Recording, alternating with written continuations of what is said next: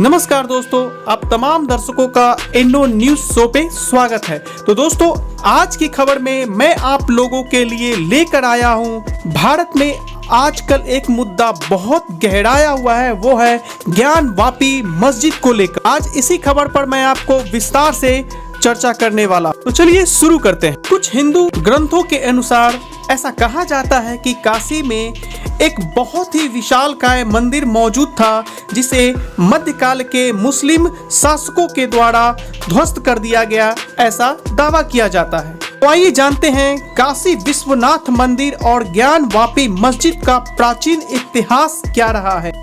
हिंदू समुदाय के पुराण ग्रंथों के अनुसार काशी में एक विशालकाय मंदिर था, जिसमें आदि लिंग के रूप में शिव लिंग स्थापित किए गए थे। इस शिवलिंग को अभिमुक्तेश्वर के नाम से जाना जाता है। ईसा पूर्व 11वीं सदी में राजा हरिश्चंद्र ने काशी में विश्वनाथ मंदिर का पुनरुद्धार किया था, जिसे आगे चलकर हिंदू सम्राट विक्रमादित्य ने जीर्णोद्धार करके दिखाया था। एक मुस्लिम आक्रांता और आक्रमणकारी मोहम्मद गौरी ने भारत में आक्रमण के दौरान इस मंदिर में लूटपाट मचाई और उसके बाद इस विशाल मंदिर को तुड़वा दिया। यह घटना 1194 की ईस्वी की बताई जाती है। 1497 ईस्वी में स्थानीय लोगों ने मिलकर एक भव्य मंदिर का निर्माण करवाया था, लेकिन जौनपुर के सुल्तान महमूद शाह को यह बात पसंद नहीं आई और उसने मंदिर को तुड़वा दिया। उसके स्थान पर एक नए मस्जिद का निर्माण करवाया। 1585 ईस्वी में राजा टोडरमल की सहायता से पंडित नारायण भट्ट ने काशी में फिर से एक भव्य मंदिर का निर्माण करवाया था, जिसे 1632 ईस्वी में मुगल शासक शाहजहां ने एक आदेश पत्र जारी करके अपनी सेना भेज दी थी इस भव्य मंदिर को तोड़ने के लिए। लेकिन हिंदुओं की आक्रामक विरोध को देखते हुए शाही सेना डर गई और इस मंदिर के केंद्रीय भाग को नहीं तोड़ पाई, जबकि शाही सेना ने हिंदुओं के लगभग 60 से 65 मंदिरों को तोड़ दिया था। बात 18 अप्रैल 1669 की है। मुगल सम्राट औरंगजेब ने एक फरमान जारी कर अपनी सेना को काशी में स्थित भव्य मंदिर को ध्वस्त करने के लिए भेजा था। सेना ने 2 सितंबर 1669 ईस्वी को मंदिर को पूरी तरह से तोड़ने की सूचना अपने मुगल बादशाह तक भेज दी। साथ में ज्ञानवापी परिसर में मस्जिद बनाने की भी सूचना दे दी। औरंगजेब का यह फरमान आज भी पश्चिम बंगाल के कोलकाता में स्थित एशियाटिक लाइब्रेरी में सुरक्षित रखा गया है। काशी में मौजूद भव्य मंदिर को तोड़ने का प्रमाण औरंगजेब के द्वारा एलपी शर्मा की पुस्तक मध्यकालीन भारत में भी देखने को मिलता है। मुस्लिम समुदाय के लेखक थे जिनका नाम था शाकी मुस्तईद खान। इन्होंने एक पुस्तक लिखी थी मासीदे आलमगीरी। इसमें भी मंदिर के तोड़े जाने के संकेत देखने को मिलते हैं। काशी में मौजूद भव्य मंदिर के टूटने के 125 साल तक काशी में कोई विश्वनाथ मंदिर नहीं था। 1735 ईस्वी में इंदौर की महारानी देवी अहिल्याबाई ने ज्ञानवापी मस्जिद परिसर के पास काशी विश्वनाथ मंदिर को बनवाया था। हिंदू समाज ने पहली बार ज्ञानवापी मस्जिद परिसर को हिंदू समाज के हवाले कर देने के लिए 1809 ईस्वी में एक बहुत बड़ा अभियान चलाया था। बात 30 दिसंबर 1810 ईस्वी की है।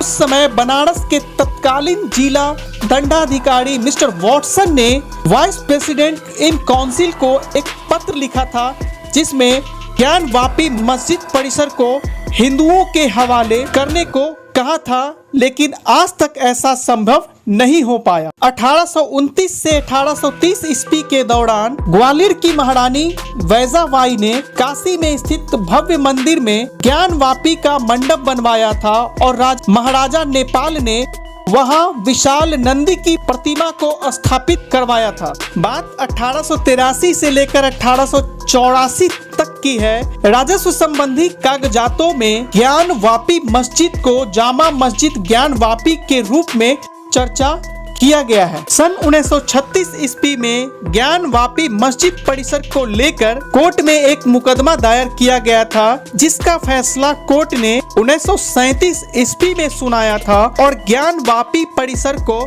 मस्जिद के रूप में स्वीकार करने को कहा था। भारत की आजादी के बाद सन 1984 ईस्वी में विश्व हिंदू परिषद ने कुछ हिंदू राष्ट्रवादी संगठनों के साथ मिलकर ज्ञानवापी मस्जिद के स्थान पर मंदिर बनाने के लिए एक बहुत बड़ा आंदोलन चलाया था। इसी सिलसिले को आगे बढ़ाते हुए सन 1991 ईस्वी में हिंदू पक्ष की ओर से सोमनाथ व्यास और हरिहर पांडे ने ज्ञानवापी मस्जिद परिसर में सर्वेक्षण कराने तथा परिसर में पूजा पाठ यानी कि उपासना करने के लिए कोर्ट में एक याचिका दायर की थी। अदालत में हिंदू समुदाय की ओर से उपासना याचिका दायर करने के उपरांत 1991 ईस्वी की तत्कालीन भारत सरकार ने कानून बनाया था, जिसका नाम था उपासना स्थल कानून।